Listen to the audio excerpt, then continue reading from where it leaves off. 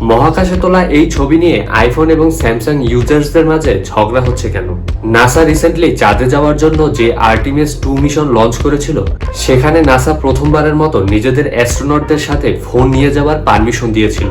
কিন্তু অ্যাস্ট্রোনটরা চাইলেই নিজেদের পছন্দের মতো যে কোনো ব্র্যান্ডের ফোন নিতে পারবে না, শুধুমাত্র আইফোন 17 প্রো ম্যাক্স ফোনটিকেই সাথে নিতে পারবে। নাসা মূলত 4টি স্তরে আইফোন 17 প্রো ম্যাক্স ফোনকে পরীক্ষা করে এই সিদ্ধান্ত নিয়েছিল। অ্যাস্ট্রোনটরা যখন মহাকাশ থেকে ছবি তুলে পৃথিবীতে পাঠায়, তখন সোশ্যাল মিডিয়া ইউজার্সরা অনেক বেশি এক্সাইটেড হয়ে যায় আইফোন 17 প্রো ম্যাক্স থেকে তোলা এই ছবিগুলোকে দেখে। কিন্তু এই সুযোগকে কাজে লাগিয়ে কিছু পেজ ফেক কিছু স্ক্রিনশট ভাইরাল করে, যেখানে স্যামসাং নাকি কমেন্ট করেছে ছবিগুলো আরো ভালো হতো যদি স্যামসাং থেকে তোলা হতো। এবং সেই কমেন্টের রিপ্লাই হিসেবে নাসা লিখেছে, আপনাদের ফোনে তো 200x জুম ফিচার আছে, তাহলে আপনারা পৃথিবীতে বসে চাঁদের ভালো ছবি তুলে নিন। আর এই স্ক্রিনশটগুলো ভাইরাল হওয়ার পর পুরো নেট দুনিয়ায় স্যামসাং এবং আইফোন ইউজার্সদের মাঝে দ্বন্দ্ব শুরু হয়ে যায়।